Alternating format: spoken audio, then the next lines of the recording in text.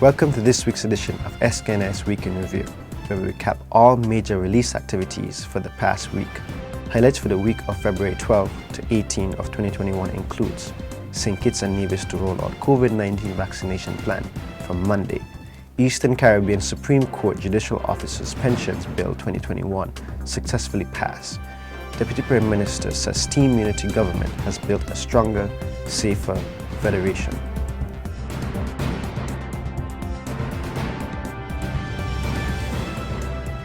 I am your presenter, Raheem Berry. Prime Minister Dr. The Honourable Timothy Harris says St. Kitts and Nevis's vaccination plan is now ready and persons residing in the Federation will start receiving the vaccine against the novel coronavirus from Monday, February 22nd of 2021. Prime Minister Harris made the announcement on February 18 during the first sitting of the National Assembly for the year. The Federation received 2,000 doses of vaccine from the government of the Commonwealth of Dominica last week and is set to receive an additional 21,600 doses by the end of February through the COVID-19 Global Access COVAX facility. Our aim is not just for coverage of 20% of the population, as is the goal of the COVAX facility, but to have more than 70% of our population coverage, thereby achieving herd immunity and wide-scale protection of all our people here in St. Kitts and Nevis. Still on Parliament, the Eastern Caribbean Supreme Court Judicial Officers Pensions Bill 2021, a bill to provide for pensions and gratuities payable in respect of the services of the judicial officers of the Eastern Caribbean Supreme Court and for related matters, was successfully passed in the National Assembly. This new bill seeks to provide a single, seamless code for determining entitlement and computation of pension for judicial officers, while also building equity and fairness into the process, which would enhance the attractiveness for recruiting suitable persons to the bench, and even at a later age than is the current position, which detracts from persons who may wish to serve at a later age from being interested in doing so. Some of the highlights of the new pensions bill include, but are not limited to, provisions for an early retirement age if this is ever incorporated in a Supreme Court order, provision for a master to be paid a pension under the new bill and pensionable emoluments to include salary as well as housing and utility allowance. A bill to provide for the regulation of an electronic communication network and electronic communication service and for related matters otherwise known as the Electronic Communications Bill 2021 was also successfully passed in the Federal Parliament on Thursday, February 18. The Honourable Minister of Health, ICT, Entertainment, Entrepreneurship and Talent Development, Akila Byron Nisbet, mover of the bill, laid out a synopsis of its objective and noted that the bill represents the Federation's past, present and future advancements. It spoke to our past, present and future, and it showed how the foundations that were laid we continue to build on, and we progress in leaps and bounds in getting us as a federation to where we need to get to in terms of our digital transformation. And in no way we will take for granted the work that have been done and put in by others to get us where we are, not just in telecommunications, but in every aspect.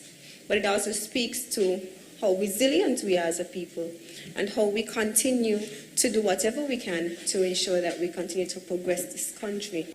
She used the occasion to thank the members of the Honourable House for their contributions in support of the bill and noted that she was pleased to have had the support of both sides of the House for such a very important milestone, landmark, piece of legislation.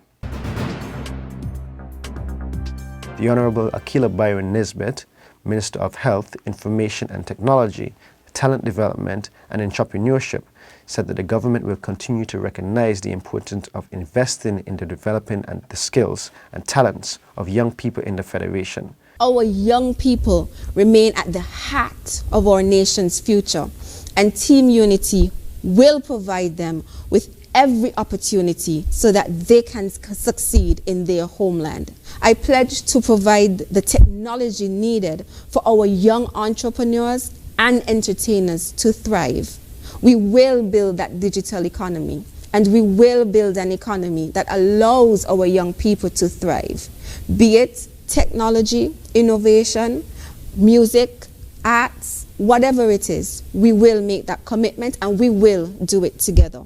Minister Byron Nisbet said that young people will require a lot of support and added that she will work to ensure that they receive the assistance needed for them to grow.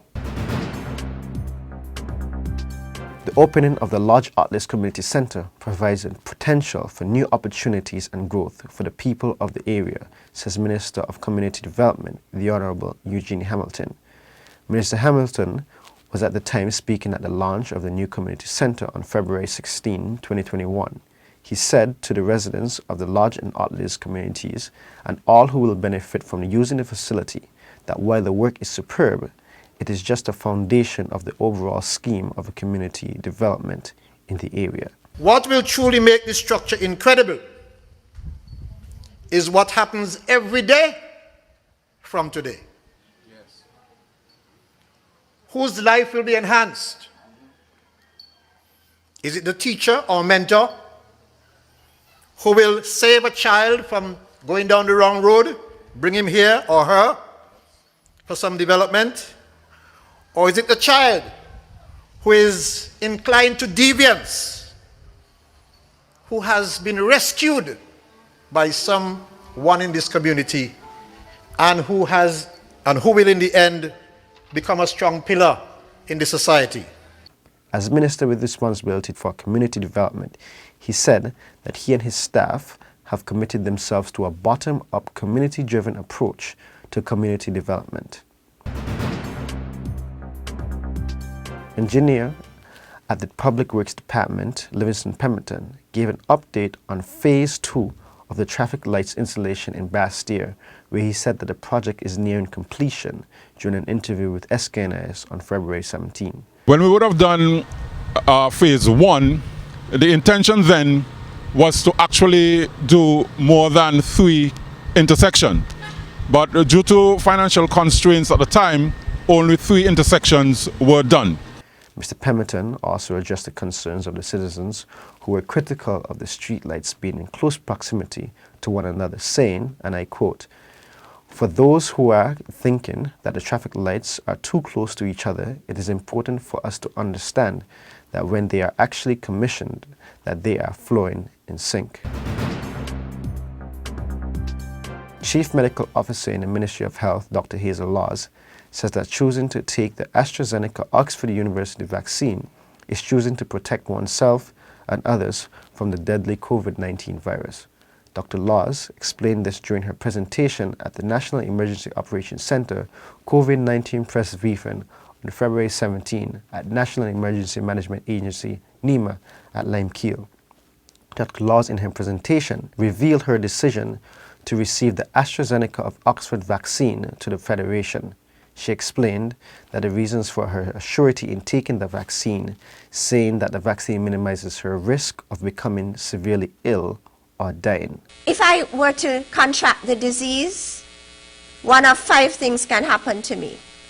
I can recover without any symptoms, or I may develop mild symptoms, maybe a cough, runny nose, stuffiness, and then recover. I can become moderately ill and recover.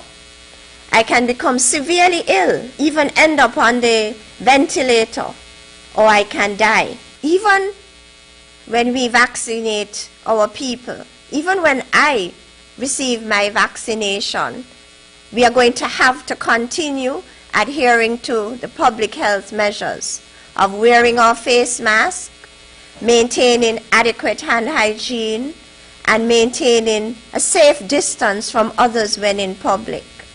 We will have to continue these essential public health actions until a significant proportion of our population have developed immunity against this virus.